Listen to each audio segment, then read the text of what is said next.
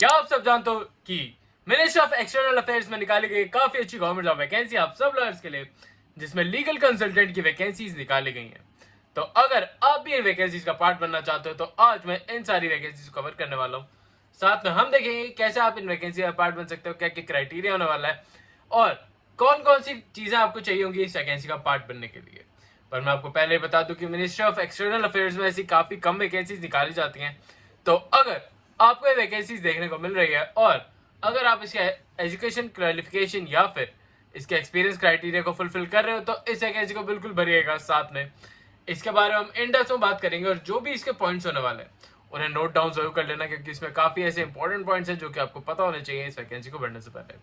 चलिए बात करते हैं विदाउट वेस्टिंग टाइम। बट उससे पहले हेलो वेलकम और स्वागत है आप सबका मेरी एक नई वीडियो में, जिसमें मैं लेकर आऊँ काफी अच्छी गवर्नमेंट जॉब वैकेंसी आप सब लॉयर्स के लिए। और जैसे कि आप यहाँ पे देख रहे होंगे काफी अच्छी वैकेंसी होने वाली है, जिसमें एडवर्टाइजमेंट निकाला गया है 2 कंसल्टेंट वैकेंसीज के लिए, जिसमें आपको लीगल डिपार्टमेंट में वैकेंसी देखने को मिल रही है।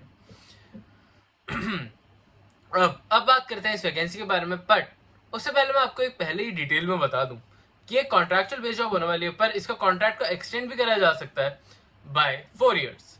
और साथ में यहाँ पे आपको इस वैकेंसी से रिलेटेड एक इंपॉर्टेंट डिटेल ये भी है कि इसका जो भी एक्सपीरियंस है वो आपको सिविल जज की वैकेंसीज के लिए तो कवर होगा ही, साथ में अगर आप इन फ्यूचर कोई भी गवर्नमेंट जॉब वैकेंसी भरते हैं तो उसमें भी आपको ये बहुत ही ज़्यादा प्रेफरेंस देखने को मिलेगी। साथ में आप इस वैकेंसी को भर के इसका एक पार्ट काफ़ी इजीली बन पाओगे। तो चलिए बात करते हैं इस वैकेंसी के बारे में। नेचर ऑफ ड्यूटी के बारे में बात करें तो यहाँ पे आपको प्रोवाइड करनी होगी लीगल एडवाइस। आपने जो भी डिविजन्स है, जो भी लीगल मैटर्स है एडमिनिस्ट्रेटिव डिविजन्स के, वो आपको हैंडल करने होंगे। साथ में अगर हम बात करें तो यहाँ पे जो भी लाइसेंसिंग ऑफ लॉ होती है, आर्बिट्रेशन होती है, असिस्ट करना होता है, प्रिपेयर करना होता है लीगल डॉक्यूमेंट्स और कोर्ट मैटर्स को, वो आपको यहाँ पे हैंडल करने होंगे। साथ में अटेंड करना होगा आपको कोर्ट हेयरिंग को, मिनिस्ट्री, और प्रिपेयरिंग करने होंगे रिकॉर्ड्स ऑफ हेयरिंग को। साथ में मॉनिटरिंग करना होगा आपको कोर्ट केसेस को या फिर मॉनिटरिंग करना होगा स्टेट रिपोर्ट्स को।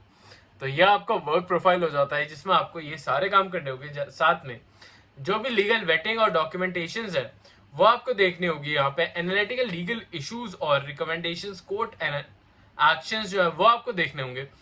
साथ में यहाँ पे आपको बेसिक वर्क एक लिटिगेशन वर्क की तरह होने वाला है। तो अगर आप इसके लिए इंटरेस्टेड हो तभी इस वैकेंसी को भरिएगा, क्योंकि ऐसे काफ़ी सारे कैंडिडेट्स मेरे से जो बात करते हैं, जो कि मेरे से बहुत ज़्यादा कंसल्ट करते हैं, वो उनका ये कहना है कि वो एक लिटिगेशन जॉब में नहीं जाना चाहते, बट वो ऐसी वैकेंसीज भर देते हैं जो कि लिटिगेशन रिलेटेड है। तो मैं उन्हें हमेशा यही सजेस्ट करूंगा कि अगर आप लिटिगेशन फील्ड में नहीं जाना चाहते हैं, आप कॉर्पोरेट फील्ड में जाना चाहते हैं, टैक्सेशन फील्ड में जाना चाहते हैं या फिर किसी भी अदर फील्ड में जाना चाहते हैं, तो उससे रिलेटेड भी काफ़ी सारी वैकेंसीज मैं डेली बेसिस पे आपके अपने चैनल पे कवर करता रहता हूँ। तो अगर आप चाहो तो आप उन वैकेंसीज को स्पेसिफिकली प्रेफरेंस दिया करो। और ये जो भी वैकेंसीज है वो लिटिगेशन वैकेंसी है, इसके बारे में मैंने आपको स्पेसिफिकली इस वीडियो में बता दिया है। अब जॉब लोकेशन की बात करें तो जॉब लोकेशन आपकी ministry of external affairs new Delhi की होने वाली है, और ये साथ में आपको काफ़ी अच्छे एक्सपीरियंस भी प्रोवाइड कराएगी ये वैकेंसी। तो इसका भी ध्यान रखते हुए इस वैकेंसी को जरूर प्रेफर करना। क्वालिफिकेशंस की बात कर लेते हैं। आप क्वालिफिकेशंस में आपको फर्स्ट पॉइंट में ये दे रखा है कि जो भी कैंडिडेट इस वैकेंसी को भरता है वो इंडियन नेशनैलिटी का होना जरूरी है। साथ में आपने लॉ करी हुई होनी चाहिए, लॉ की डिग्री BA LLB या फिर LLB। साथ में अगर आपने मास्टर्स कर रखी है तो आपको यहाँ पे प्रेफरेंस देखने को मिलने वाली है। और अगर हम बात करें कि application should be pass by the experience of at least 2 years, मतलब एटलीस्ट अगर आपके पास 2 इयर्स का एक्सपीरियंस है लिटिगेशन फील्ड में, या फिर कोई भी लीगल मैटर आपने हैंडल करा हुआ है, किसी भी आप लॉ फर्म के साथ थे, कॉर्पोरेट फील्ड में थे, तो आप इस वैकेंसी को भर के इसका एक पार्ट बन सकते हो। पर आपको ये जो 2 इयर्स का एक्सपीरियंस है वो यहाँ पे एक्सपीरियंस शो करना होगा, तो इसका ध्यान रखते हुए इस वैकेंसी को भरिएगा। अब अगर मैं आपको बताऊं कि यहाँ पे कुछ इंपॉर्टेंट पॉइंट जैसे कि दे रखा है कि मास्टर्स डिग्री ऑफ लॉ होनी जरूरी है, तब आपको यहाँ पे प्रेफरेंस देखने को मिलेगी। जैसे कि मैं अपने हर वीडियो में आपको बताता रहता हूँ कि आपको LLM करना काफ़ी ज़्यादा ज़रूरी हो जाता है इसी काफ़ी सारी वैकेंसीज के लिए, क्योंकि गवर्नमेंट जॉब में LLM की वैकेंसीज या फिर LLB की वैकेंसीज में भी जो भी LLM कैंडिडेट है उन्हें काफ़ी ज़्यादा प्रेफरेंस मिलती है और उनको फर्स्ट प्रायोरिटी दी जाती है हर एक वैकेंसी के लिए। तो आप अगर कभी भी LLM करने जाते हैं तो इन बातों को ध्यान से रखिएगा।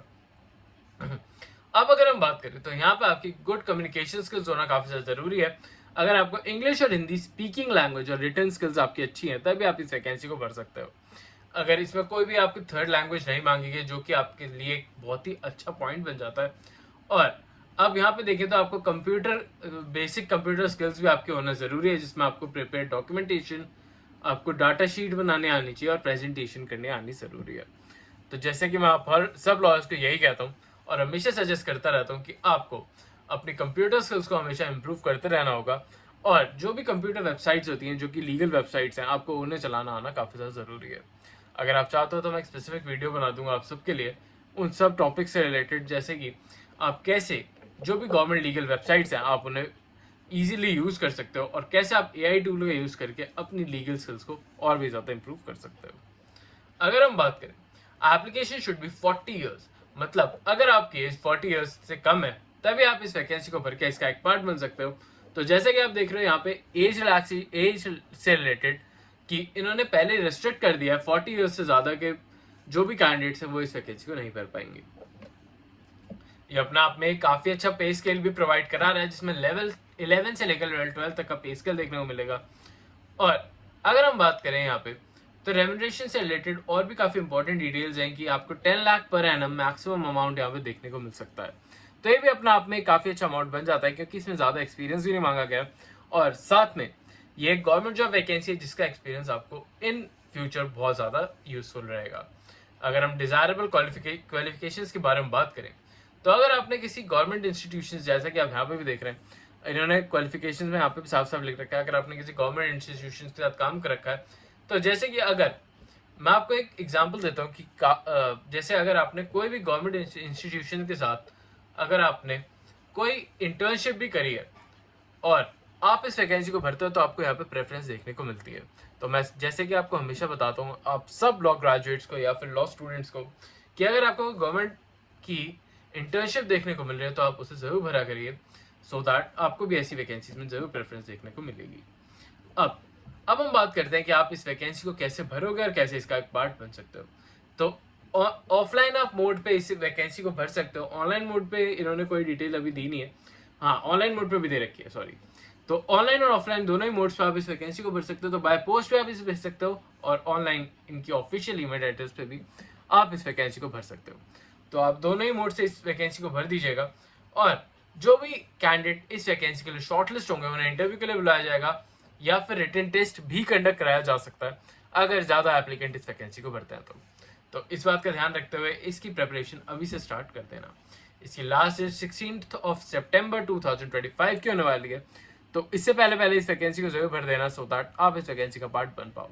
आपको इसमें कुछ भी नहीं करना है, यहाँ पे एनेक्शिया 1 का फॉर्म दे रखा है जिसको आपको थॉरली पढ़ना होगा और भरना होगा और अपने सारे डॉक्यूमेंट्स का लगा के आपको इनके ईमेल एड्रेस और इनके ऑफिशियल एड्रेस पे बाय पोस्ट भेज देना होगा। आई होप आपको सारे पार्ट्स अच्छे से क्लियर आउट हो गए। स्टिल अगर कोई प्रॉब्लम आती है तो आप मुझे कमेंट्स में पूछ सकते हो या फिर आप मुझे डीएम भी कर सकते हो डायरेक्ट इंस्टाग्राम पे। वहाँ पे मुझे काफ़ी लोग डीएम करते रहते हैं जिनके मैं रिप्लाई देने की बहुत ज़्यादा अच्छे से कोशिश करता हूँ और उनके जो भी प्रॉब्लम्स हैं उन्हें रिजॉल्व करने की भी। तो अगर आपको कोई प्रॉब्लम होती है तो आप मुझे कॉन्टैक्ट कर सकते हैं। अभी के लिए चलता हूँ, मिलता हूँ कल आपसे फिर से एक नई जॉब, नई वैकेंसी, नई अपॉर्चुनिटी के साथ। तब तक के लिए